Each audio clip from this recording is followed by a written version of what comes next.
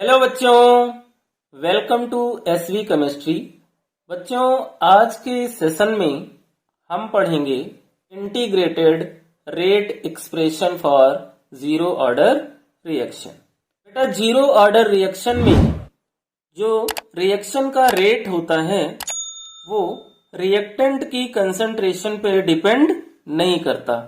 That means ऐसी equation जिनमें reaction का रेट रिएक्टेंट की कंसंट्रेशन पे डिपेंड ना करे वो जीरो ऑर्डर रिएक्शन होती है। स्टार्ट करते हैं। सपोज बेटा ए गिव्स आउट पी हमारी एक जीरो ऑर्डर रिएक्शन है। इसके लिए एन की वैल्यू क्या है? जीरो है। इसका डिफरेंशियल रेट लॉ लिखते हैं। क्या लिखेंगे? Differential rate law. तो डिफरेंशियल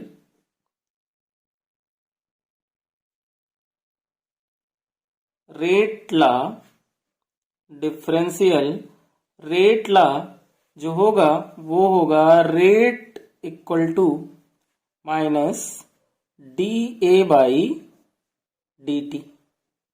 रेट लॉ लिखते हैं। रेट लॉ इसका क्या होगा? Rate equal to constant K, reactant हमारा ए है और रिएक्शन हमारी जीरो ऑर्डर की है तो ए की पावर जीरो। ये हमने टू इक्वेशन बना ली, equation first and equation second. दोनों इक्वेशन को हम कंपेयर करते हैं तो क्या होगा कि minus D A by D T equal to K A की पावर जीरो। ए की पावर जीरो है बेटा, ए की वैल्यू यहां पे क्या हो जाएगी? 1 हो जाएगी। तो ये क्या बनेगा? Minus D A by D T equal to K. ये हो जाएगा minus D A equal to K D T. इतना क्लियर हो गया आपको? इसका हम करते हैं इंटीग्रेशन बोथ साइड। तो इंटीग्रेटेड बोथ साइड। जो इक्वेशन हमने यूज की ए गिव्स आउट पी, उसकी जो इनिशियल वैल्यू है, इनिशियल वैल्यू वो पहले हम समझ लेते हैं। जब टाइम जीरो रहा होगा बेटा तो ए की जो कंसंट्रेशन थी वो रही होगी ए नॉट, और फाइनल वैल्यू जो होगी इसकी वो क्या होगी? जब टाइम टी होगा तो कंसंट्रेशन जो है वो एटी हो जाएगी। एटी क्या है? रिमेनिंग कंसंट्रेशन, यानी टी टाइम के बाद जो रिएक्टेंट ए की कंसंट्रेशन रिमेन रह गई उसे हम एटी से रिप्रेजेंट करेंगे। अब करते हैं इसका इंटीग्रेशन। तो इंटीग्रेशन कैसे करेंगे? यहां इंटीग्रेशन का साइन लगाएंगे और ये हो जाएगा क्या? D A equal to minus K integration का साइन डी टी। ये हमने इंटीग्रेट कर लिया। अब यहां पे फाइनल वैल्यू जो थी ए की वो क्या थी? 80, और इनिशियल वैल्यू क्या थी? ए नॉट। तो यहां अपर लिमिट और लोअर लिमिट यूज करेंगे। इनिशियल वैल्यू जो होती है उसको हम लोअर लिमिट में यूज करते हैं, फाइनल वैल्यू को हम अपर लिमिट में। तो फाइनल वैल्यू क्या थी? 80, अपर लिमिट में यूज किया, और इनिशियल वैल्यू क्या थी? ए नॉट, उसको हमने लोअर लिमिट में यूज किया। ऐसे ही टाइम के टर्म में जो हमारी फाइनल है वो क्या है? टी, और जो हमारी इनिशियल है वो क्या है? जीरो। हमने कर लिया। अब यहां होगा क्या बेटा? डिफरेंशिएशन एंड इंटीग्रेशन आपस में कैंसिल हो जाते हैं। तो ये क्या हुआ? कैंसिल हो गया। रिमेनिंग क्या बचा? A upper limit 80, lower limit A naught equal to minus K T, upper limit T और लोअर लिमिट जीरो। अब इसको अरेंज करें। Upper limit minus lower limit होता है। तो हमने इसको किया AT minus A0 equal to minus K और T माइनस 0, क्योंकि T क्या है, अपर लिमिट है और 0 लोअर लिमिट है। तो ये वैल्यू क्या बनी, AT minus A0 equal to minus KT। ये हमारी क्या हो गई, इंटीग्रेटेड रेट इक्वेशन हो गई। हम इसको और भी अरेंज कर सकते हैं। कैसे, AT equal to minus KT plus A0। ये है बेटा हमारी जीरो ऑर्डर के लिए इंटीग्रेटेड रेट इक्वेशन। अब हम बेटा ग्राफ प्लॉट करेंगे जीरो ऑर्डर रिएक्शन के लिए। ग्राफ जो होगा किसके बिटवीन होगा, concentration versus time. Zero order के लिए जो इंटीग्रेटेड इक्वेशन हमें मिली वो क्या मिली बेटा, AT equal to minus KT plus A0, है ना। A0 हमारी क्या है, इनिशियल कंसंट्रेशन है, AT हमारी क्या है, फाइनल कंसंट्रेशन है।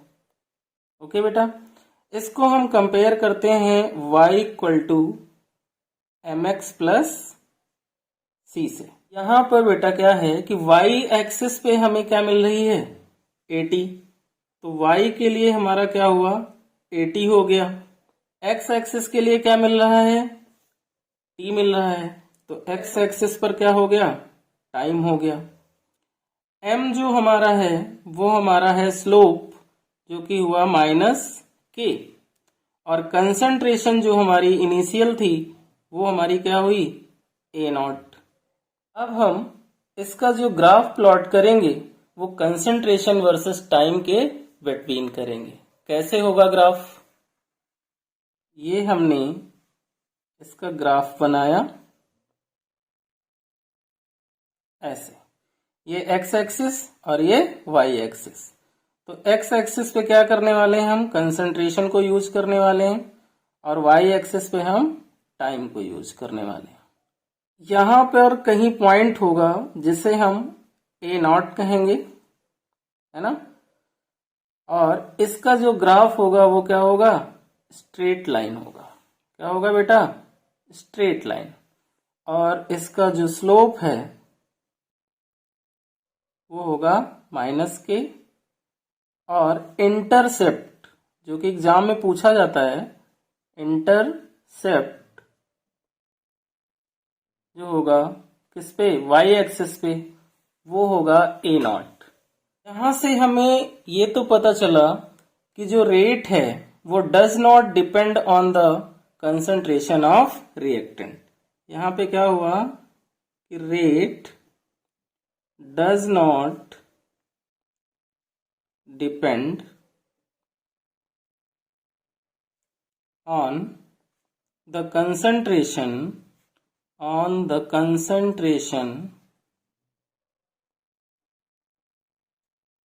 of reactant।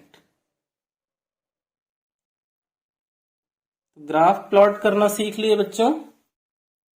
अब हम पढ़ेंगे half life of zero order reaction.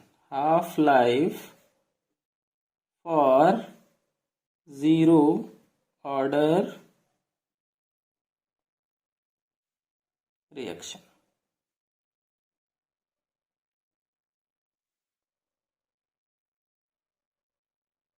अब हम क्या पढ़ने वाले हैं बेटा, half life for zero order reaction पढ़ने वाले हैं।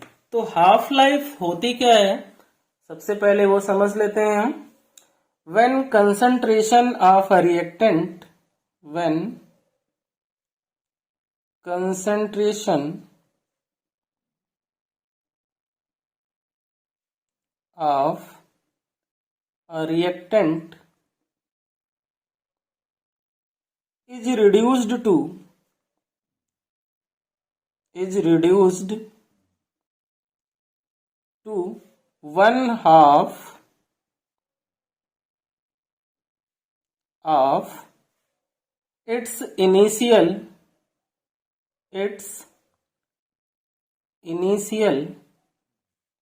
concentration।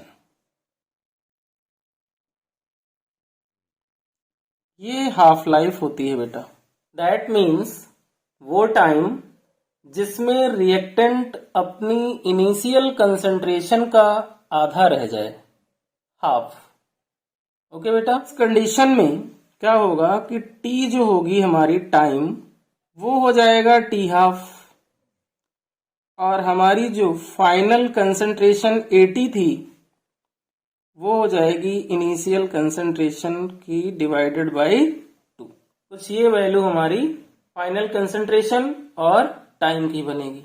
इन वैल्यूज को हम क्या करें, जीरो ऑर्डर की जो इंटीग्रेटेड इक्वेशन है उसमें हम पुट करें। तो put these value in AT equal to A0 minus KT। AT equal to A0 minus KT।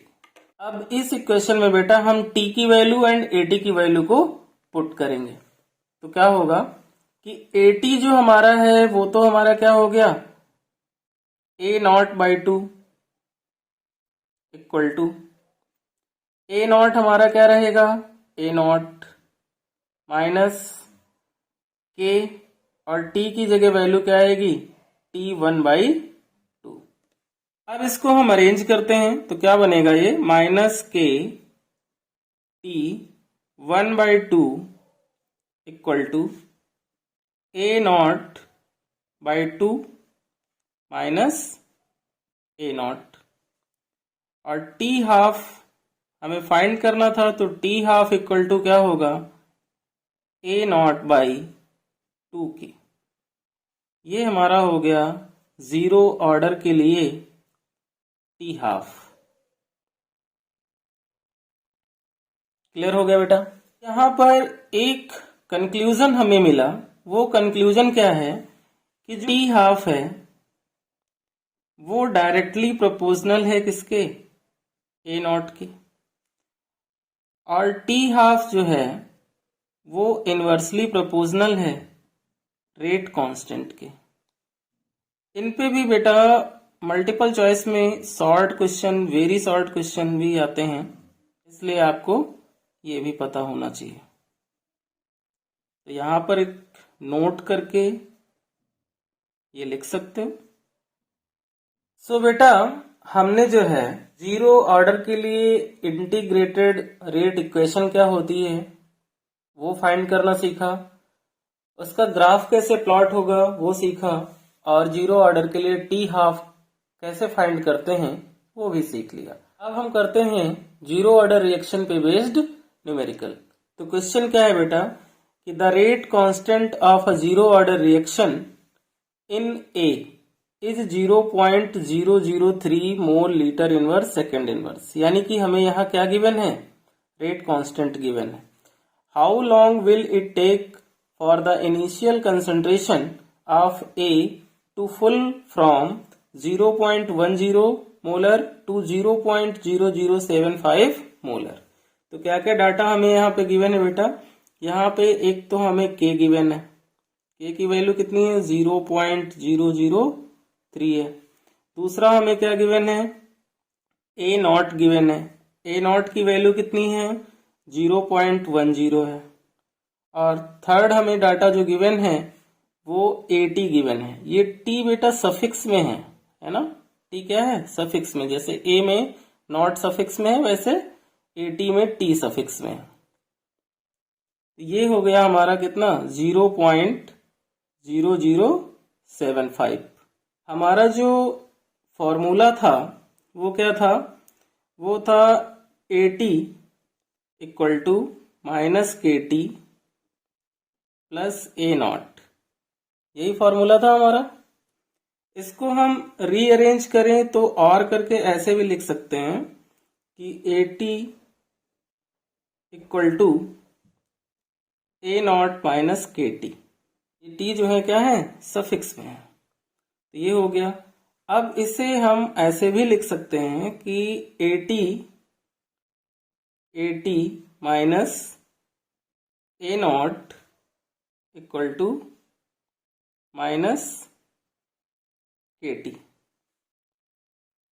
इसको हमने ऐसे लिख लिया, A T minus A naught upon क्या हो जाएगा, माइनस के, इक्वल टू किसके, टी के। तो यहां से हम फॉर्मूला ये भी बना सकते हैं कि T equal to A naught minus A T upon K. थोड़ा सा हमने क्या किया है, जीरो ऑर्डर इक्वेशन को सिंप्लीफाई किया है और उससे हमने ये फॉर्मूला बनाया है। फॉर्मूला हमने सिंप्लीफाई करके बना लिया, तो इस फॉर्मूले में हम वैल्यू पुट कर देंगे। वैल्यू क्या होगी, टी हमारा फाइंड करना है हमें, इक्वल टू ए नॉट की वैल्यू कितनी है, 0.10 है, माइनस ए टी की वैल्यू कितनी है, 0.0075 है, अपॉन के की वैल्यू कितनी है, 0.003 है। इसको जब हम सॉल्व करेंगे बेटा, तो जो हमारी वैल्यू होगी वो आएगी 8.3 सेकेंड। सॉरी बेटा, जो वैल्यू होगी वो आएगी 30.83 सेकेंड। आप इसको सॉल्व करना, यही आंसर